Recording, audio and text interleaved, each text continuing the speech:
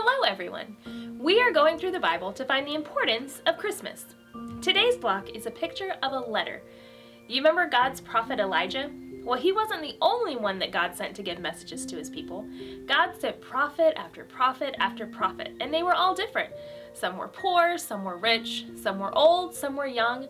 Some knew they'd be prophets their whole lives, and some were surprised when God asked them.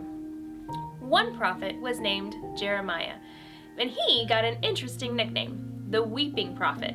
Now that may not sound like a nickname you'd like, but when Jeremiah knew when God gives a message, you have to share it, whether it makes you laugh or it makes you cry. And most of the messages that God gave Jeremiah made people cry.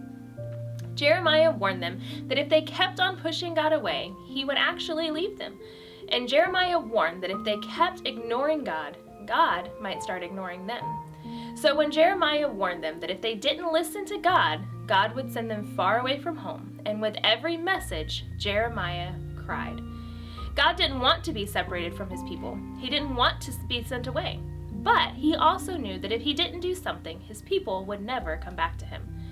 So one dark day, God sent an army to destroy the temple and take his people away from their homes.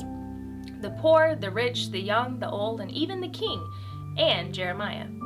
Living so far from home and so far from each other, God's people began to realize that they were also far from God. And now they were ready for God to send them a different message. It was a message that made people laugh, and Jeremiah, the weeping prophet, was the one God chose to deliver the message. The message Jeremiah was sent was a letter from God himself.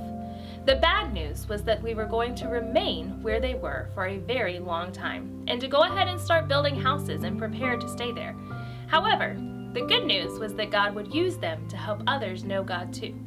And although it wasn't easy, God had a plan. He still loved his people, and he still had a plan to send a Savior for them.